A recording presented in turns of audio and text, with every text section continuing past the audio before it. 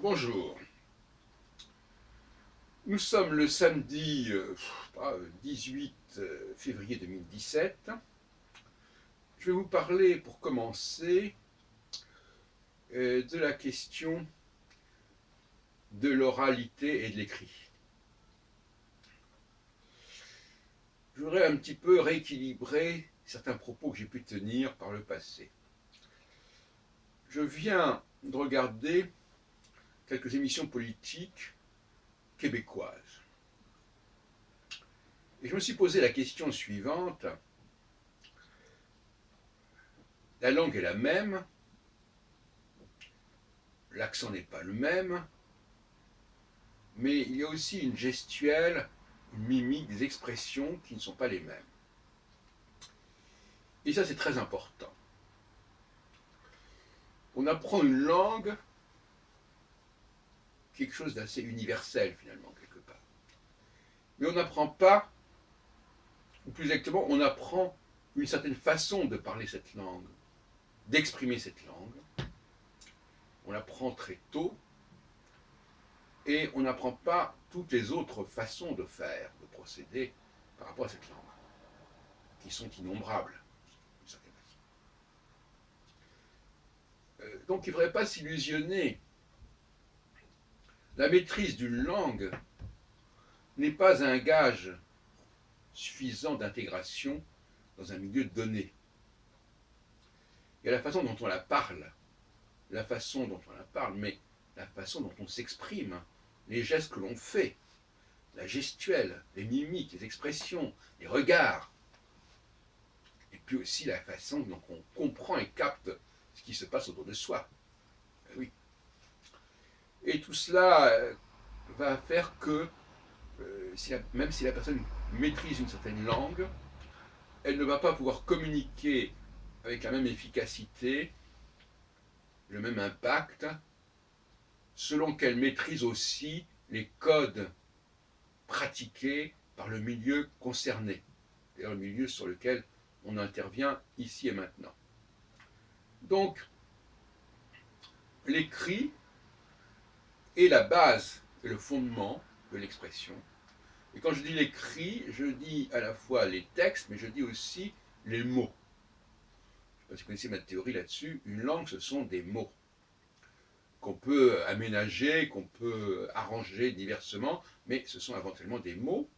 Et ces mots, effectivement, peuvent prendre des formes extrêmement diverses sur le plan de l'oralité et surtout sur le plan de la fameuse dialectique entre le message et le médium.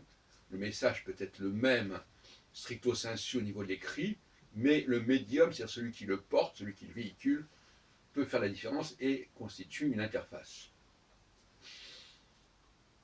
Par exemple, il est évident que l'on ne joue pas Molière aujourd'hui comme à la fin du XVIIe siècle. Ne serait-ce que parce que les gens s'expriment autrement, se présentent autrement, se posent autrement, et puis aussi parce que, tout simplement, on ne sait pas exactement comment on s'exprimait et on communiquait à l'époque de Molière, tout simplement. On connaît les textes, mais les textes ne disent pas comment les gens parlaient. Et même comment on prononçait le français, à la limite. Enfin, c'est même pas une question seulement de prononciation. Parce que nos amis québécois ont perpétué, par certains côtés, les prononciations en vogue en France au XVIe siècle. Plus ou moins, je suppose. En musique, c'est pareil. On peut avoir une partition qui est ce qu'elle est, mais l'interprète va faire la différence. Et à ce moment-là, je dois avouer que le mot interprète est intéressant quand on l'oppose au mot traducteur. Quand on parle de traducteur, on pense qu'il s'agit de passer d'une langue à une autre. Alors quand on parle d'interprétation, il s'agit d'une façon de rendre un texte écrit, non pas en changeant de langue, mais en changeant sa façon d'exprimer, de rendre cette langue. Donc, quelque part, l'interprète est stricto sensu un traducteur. au sens où il se fait comprendre oralement, gestuellement, par un certain public avec lequel il est censé communiquer.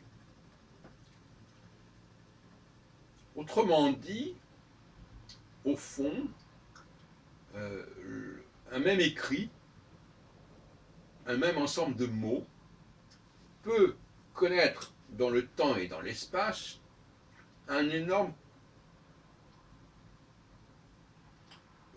potentiel d'expression, peut conditionner des variations et des variantes infinies.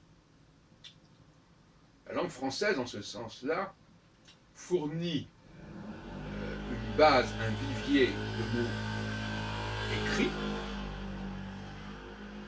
qui vont pouvoir varier à l'infini dans le temps et dans l'espace, non seulement par rapport à la langue française, mais par rapport à d'autres langues qui vont véhiculer cette langue française, au premier chef l'anglais, et à des degrés moindres l'allemand, le russe, le néerlandais, voire d'une certaine manière les formes d'arabe dialectal, notamment au Maghreb.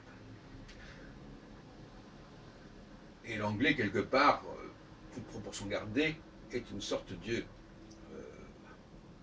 me paraît assez semblable, quelque part, au cas de l'algérien, par exemple.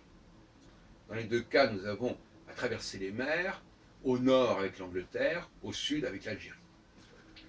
Et je ne parle pas de l'arabe écrit, de l'arabe officiel, mais je parle de l'arabe tel qu'il est parlé dans la rue et qui fait appel considérablement à des mots français,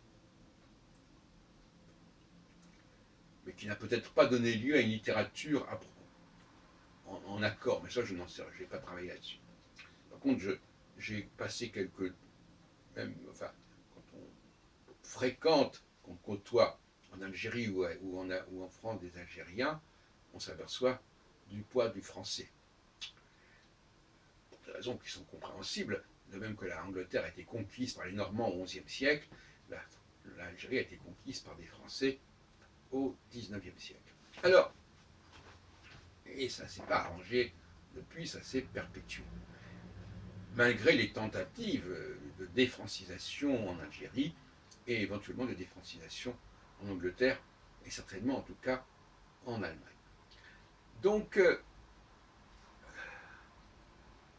il ne faut pas dénigrer et minimiser le rôle des interprètes, le rôle des interfaces, mais il faut surtout ne pas sous-estimer, et je terminerai là-dessus, le problème de la façon dont on dit les choses, quand on dit les mêmes choses.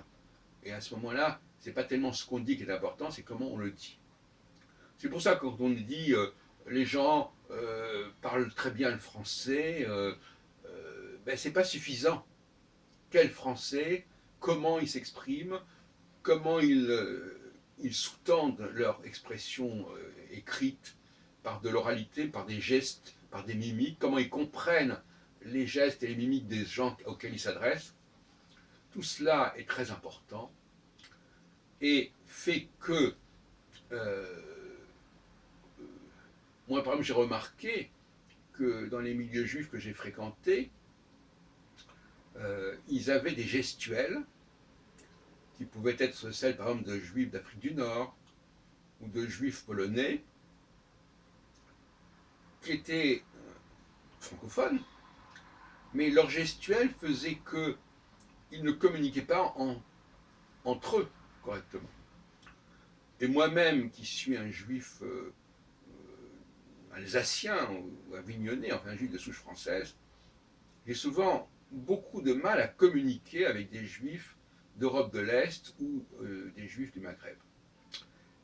Même si la langue est la même si la religion est la même, il y a des choses qui ont été intégrées inconsciemment dans la culture d'origine, dans la culture familiale, que l'on n'arrive pas à changer. Par exemple, on peut très bien, moi par exemple j'arrive assez bien à parler des langues étrangères, comme l'hébreu, comme l'anglais, comme d'autres langues éventuellement, mais donc je suis capable de prendre l'accent approprié, mais je crains que ma façon de m'exprimer, ma gestuelle, mes mimiques, elles, je ne sois pas capable de les changer. Donc je peux m'illusionner en disant, ben oui, vous voyez, je parle une langue étrangère, mais en réalité, on parle une langue étrangère tout en restant étranger à toute une sémiologie, tout un langage des signes, et par conséquent, cette intégration, elle est très superficielle, elle est très relative. À bon entendeur, salut.